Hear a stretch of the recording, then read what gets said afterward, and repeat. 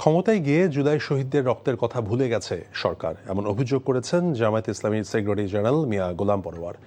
সোমবার জাতীয় প্রেস ক্লাবে আয়োজিত জুলাই অভ্যুত্থানে চিকিৎসকদের ভূমিকা শীর্ষক সেমিনারে একথা বলেন তিনি। গোলাম পরোয়ার অভিযোগ করে বলেন, জুলাইয়ের সুবিধাভোগীরা আবারও ফ্যাসিবাদের পথে হাঁটতে শুরু করেছে। তিনি বলেন, সংবিধান নিয়ে সংসদে জটিলতা তৈরি করেছে বিএনপি। নিজের দেয়া গণভোটে হাঁ দিয়ে বিএনপি সরকার জনগণের সাথে দ্বিচারিতা করছে বলেও অভিযোগ করেন জামায়াতের সেক্রেটারি জেনারেল।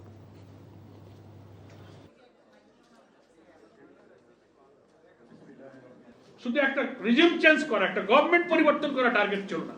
পরিবর্তন তো হবেই, কিন্তু এমন একটা রাষ্ট্রের স্বপ্ন আমরা দেখেছিলাম ওই জুলাই যোদ্ধারা, যেখানে দুর্নীতি থাকবে না, ভিন্ন মতের উপরে দমন পীড়ন থাকবে না, সমস্ত দলীয়করণের ঊর্ধ্বে এমন একটা রাষ্ট্র সংস্কার হবে যে রাষ্ট্রে মানুষ বৈষম্যহীন, মানবিক, দুর্নীতিমুক্ত একটি সোনার নতুন বাংলাদেশ আমরা উপহার পাবো।